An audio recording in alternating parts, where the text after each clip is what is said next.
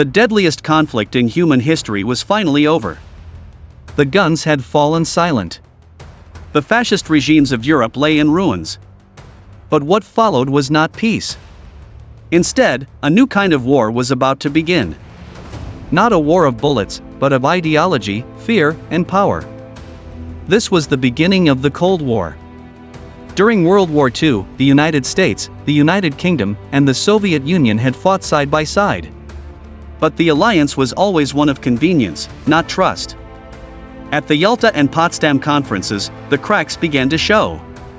Stalin demanded influence over Eastern Europe. Roosevelt and Churchill hoped for free elections and democratic reforms. But Stalin had other plans. Germany was divided into 4 zones: American, British, French, and Soviet. Berlin, deep inside Soviet territory, was divided the same way. As months passed, it became clear. Eastern Europe was falling under Soviet control, one country at a time. Poland, Romania, Bulgaria, Czechoslovakia elections were held, then silenced. One by one, they became satellite states of Moscow. In March 1946, Winston Churchill stood in the United States and issued a chilling warning. From Stettin in the Baltic to Trieste in the Adriatic, an iron curtain has descended across the continent.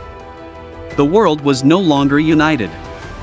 It was split into East and West, into communism and capitalism. In 1947, communist movements threatened to take over Greece and Turkey. President Harry Truman stepped forward. He declared that the United States would support any country resisting communism. This was the Truman Doctrine. It marked the official start of America's global policy of containment to stop communism from spreading at all costs. Next came the Marshall Plan, a massive program to rebuild Europe's shattered economy. The US offered over $13 billion in aid. But there was a condition: openness, cooperation, and transparency. The Soviet Union rejected the plan and forbade its allies from accepting it. To Stalin, this was American economic imperialism. To the West, it was hope. In June 1948, tensions reached a breaking point. Stalin blocked all roads and railways into West Berlin, trying to starve the city into surrender. But the West responded with the Berlin Airlift. Planes flew over 200,000 missions, delivering supplies to more than 2 million people. For 11 months, the skies over Berlin were filled with hope and defiance. In May 1949, Stalin gave up. The blockade failed. That same year, the West formed a powerful new alliance, NATO, the North Atlantic Treaty Organization. Its message was clear: an attack on one was an attack on all. In response, the Soviet Union would later form its own pact, the Warsaw Pact. Europe was now armed and divided. Then, in August 1949, the unthinkable happened. The Soviet Union tested its first atomic bomb. The world had entered a terrifying new era. 2 superpowers, each capable of destroying the other, locked in a deadly balance of power. The arms race had begun.